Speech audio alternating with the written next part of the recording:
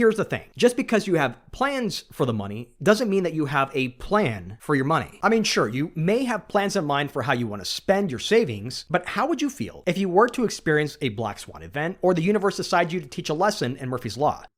Making a generational impact starts with one person, one family, one community. And so the Gen 1 legacy is my attempt to help first-gen tech professionals like you get your financial house in order so you can live your legacy. Have you ever taken a big bet and experienced a big loss? Now, I'm not talking about going all in on a blackjack bet at the casino. No, what I'm talking about is pouring your heart and soul into a professional role with the hope of a big payday. It's the anticipation of giving your all to something bigger than yourself, only to see it come crashing down and amount to nothing. Now, if you have, then you likely know that sinking feeling that you should have hedged your bet sooner, right? Maybe you shouldn't have poured everything into that one big bet because you just watched it and all of your financial hopes and your life plans fade away with it. But maybe you've been lucky. Maybe you've made all the right moves and happen to be in just the right place at just the right time. And so you've likely found that one opportunity that moved you from one successful role to the next. But here's the thing. If you're like most of us, you'll likely one day come to know the law of unintended consequences. You'll likely learn firsthand what it means to experience a Black Swan event. Or maybe the universe will give you a quick lesson in Murphy's Law. And in that moment, you'll truly experience the sinking feeling that maybe you shouldn't have put all of your eggs in one basket, that maybe you should have done something about it sooner. Now, this point is especially true if your employer pays you in stock options, RSUs, or company stock paid into your retirement savings account. Because here's the thing, not having a plan for your concentrated stock holding, no matter how hard you've worked or how lucky you've been, could eventually set you up for disappointment. That's why unless you have a plan for the stock that you receive from your employer, whether that's a stock award or match in your 401k, you'll likely want to consider diversifying your concentrated holdings sooner rather than later. Because if you don't, you could face unexpected financial costs, undue stress and anxiety, and a deeper challenge to your life and financial goals. Now, let me tell you what I'm talking about here. Now, years ago, during the post-pandemic tech IPO boom, I had the pleasure of working with folks whose firms were going public. And these individuals would come to me excited because they were among the first few employees at their firm. They had planned prudently, and they were on their way to a big payday once their company went public. Now, there were others I'd worked with who joined their firms just months prior to their firm going public, and they were nevertheless excited about the prospects of coming into this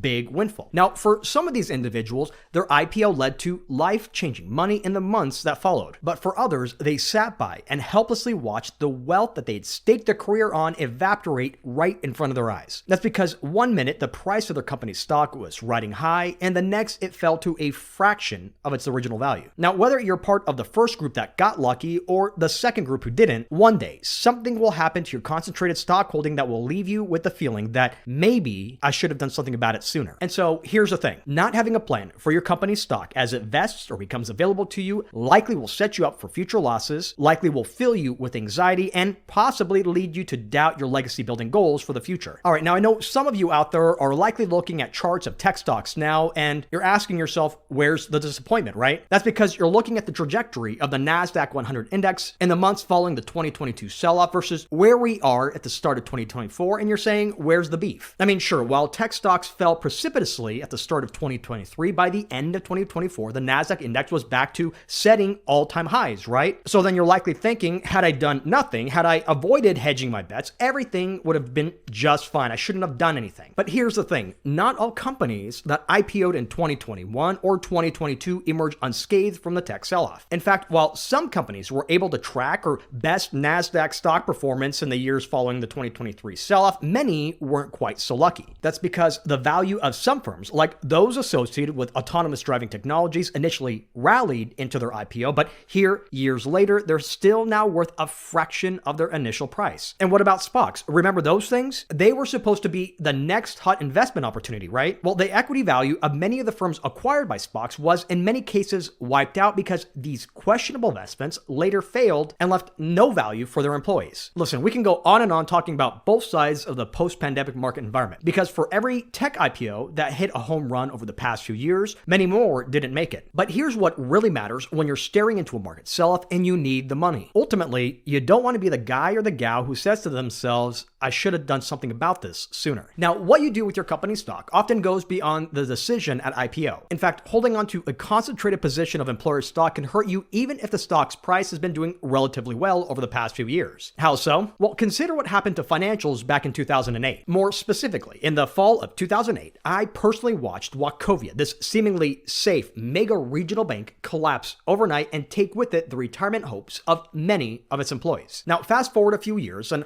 I had the opportunity to meet some of these former Wachovia employees who shared with me their own battle scars. Now, let me tell you about someone we'll call Judy. Now, at the time of Wachovia's failure in 2008, Judy was in her 50s and getting ready for retirement. Or at least she thought she was getting ready for retirement. That's because Judy held a large portion of her 401k in, you guessed it, Wachovia stock. And so when Wachovia failed in 2008, regulators made the decision to hand the bank over to another suitor for just pennies on the dollar. So then, just like that, the equity value of Judy's retirement savings was nearly wiped out. Here, decades of commitment to her employer, this diligent savings, and watching her company's stock appreciate one year after the next, and just like that, it was all gone. Could you imagine how Judy or any of her colleagues might have felt at that time? Now, how would you feel? Of course, you'd probably feel worried, or you'd feel scared, or you'd feel downright angry, right? Well, my heart went out to Judy in that moment. And because of that one Black Swan event, Judy's retirement was cut short by at least 10 years. In fact, she'd have to go on working for another decade past her planned retirement date just to be able to maintain her quality of life that she'd planned in her post-employment years. But the one regret that Judy had pointed out as we were talking together was how she wished that she would have done something sooner about her company's stock. Ultimately, she wished she didn't have so much of her eggs in one basket. Now, whether we're talking about a post-IPO dip or otherwise unforeseen event, not having plans for your company stock could cost you more than money. Sure, there's the worry and there is the anxiety of not having a plan for the grant that's vesting next month, or for not having a plan for that pile of company match stocks sitting in your retirement savings account. But up to now, you've done nothing about it and everything seems to be going just fine, right? Your company's stock has appreciated over the past few years and things seem to be going just fine. In fact, you may have already made plans for how you'll use this windfall in the coming years. This could be using the money to buy a new home, or fund your kids' education, or opt for early retirement, or create a seed grant for your children's future endeavors. Either way you slice it, you now have a plan for your money, right? Well, not so fast, because here's the thing. Just because you have plans for the money doesn't mean that you have a plan for your money. I mean, sure, you may have plans in mind for how you want to spend your savings, but how would you feel if you were to experience a Black Swan event, or the universe decided you to teach a lesson in Murphy's Law? You'd probably feel just like Judy was feeling, right? But I'd also bet that you'd likely feel something deeper. You'd likely start doubting your ability to bring the reality of all the goals that you've given your company stock in the first place. Whether that's the new house, or paying for college, or early retirement, or building that legacy, how will it ever come to fruition now that the money's gone? So here's the bottom line. Unless you have a good reason to hold a lot of your employer stock and you can handle the loss when it does come, you're likely better off acting now than regretting it later. All right, so by now, I hope that it's clear that not having a plan for your concentrated employer stock holding, whether that's in the form of a stock reward or 401k match, can leave you with the feeling of more than regret later on down the road. So then what can you do about it? Well, the first step that you can take to ensure that you're not living with regret about your company's stock is to understand the purpose of your money. That's because knowing your money's purpose will help you understand when you'll need to use it. For example, if you're planning to use your vested stock award as the down payment on a home purchase in the coming year, then doing something about your concentrated stock holding sooner rather than later would be a wise decision, right? Now, in a similar vein, if you're planning to retire in the next few years and you still have a significant holding in your employee stock ownership plan or your ESOP plan, then consider reducing some of that risk. That would be the prudent thing to do, right? Now, either way, based on the timing of your need, you can then appreciate whether holding that concentrated position or diversifying your holding is the right move to take. So then, to dig into the work, you'll want to ask yourself, what specific needs will my company stock fund, and when would I need the money? Then take some time, write down some specific, measurable, and time-bound goals for this money. Either way, by clearly defining a purpose for your stock awards and company match in your retirement account, you can make a more informed and strategic decision about when to sell, when to hold, or to diversify your investments. All right, so the next thing that you'll want to do to get ahead of potential risks of holding a concentrated position is to understand the vesting schedule of your stock award or your retirement benefit. Now, mastering your vesting schedule is crucial because it allows you to maximize the potential of your stock award or your retirement benefit while minimizing financial risks and tax implications. And so how does this work? Well, a moment ago, I mentioned how it's essential to understand the timing of when you'll need to access your employer stock to fund your goals, right? Well, in order to use the money when you need it, you'll need to know when that money will be available to you. More specifically, whether we're talking about your stock grant or an ESOP contribution, it's crucial to know when the company's stock will actually come into your position. Or in other words, when you actually have the right to do something about it. Because most of the time you can plan, but only when it comes into your possession can you actually do something about it. That's why you'll want to ask yourself,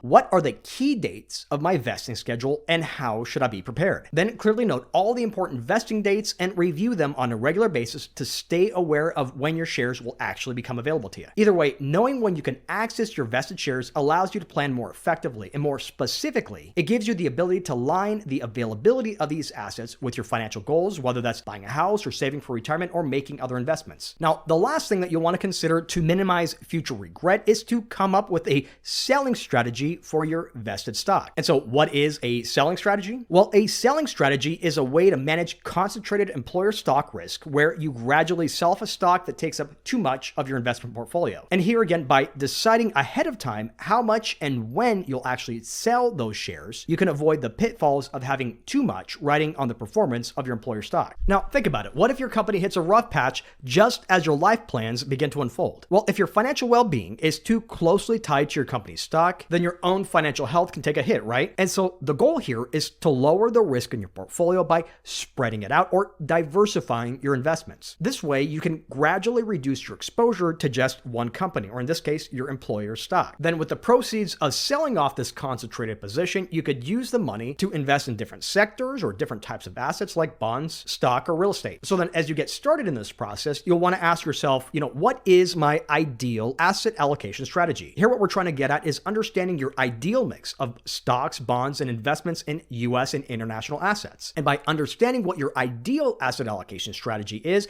it will give you the opportunity or show you where you need to move your cash once you sell your employer stock. But ultimately, when it comes down to it, you don't have to let the regret of not doing something sooner hold you back from your best laid plans. That's why it's essential to be proactive today by defining clear, meaningful goals for your company's stock before it's too late. Now, this approach includes knowing your vesting schedule inside and out, and then strategically planning for the sale of your company's stock to build a robust, diversified portfolio. Because, if you decide to sit back and do nothing, you could be setting yourself up for a world of financial uncertainty and stress and ultimately disappointment. Indeed, without a plan, you're not just facing a volatile market, you're facing missed opportunities that could have been avoided altogether. So then start planning, because if you do, you could be pleasantly surprised. Imagine the sense of accomplishment and security you'll feel once you've made prudent choices with your company's stock. Think about the relief that comes with each planned sale of your stock, knowing that you're not just reacting to the market, but navigating it with intention. This isn't just about building lofty dreams, it's about tangible, achievable success no matter how lucky you are. And all of it begins with one choice that avoids leaving everything up to fate, and a choice that ultimately takes you one step closer to becoming the master of your own financial independence journey. To learn more about today's topic, you can visit the episodes page at legacygen1.com. And if you can find one person in your life who would benefit from today's message, please share this episode with them. But until next time, I'm Peter Donisanu, wishing you and yours abundant health and prosperity. The Gen 1 Legacy Podcast is brought to you by Franklin Madison Private Wealth. Franklin Madison Private Wealth is a registered investment advisor firm with its registration and principal place of business in the Commonwealth of Pennsylvania. Registration of an investment advisor does not imply a certain level of skill or training. The information shared today is not intended to be personal, legal, investment, or tax advice, or solicitation to buy or sell any security, or engage in a particular investment strategy. The commentary and forecasts are limited to the dissemination of and general information pertaining to Franklin Madison Private Wealth's investment advisory services and are based on economic and market conditions that are subject to change without notice. For additional information about Franklin Madison Private Wealth, including fees and services, please contact Franklin Madison Private Wealth or refer to the Investment Advisor Public Disclosures.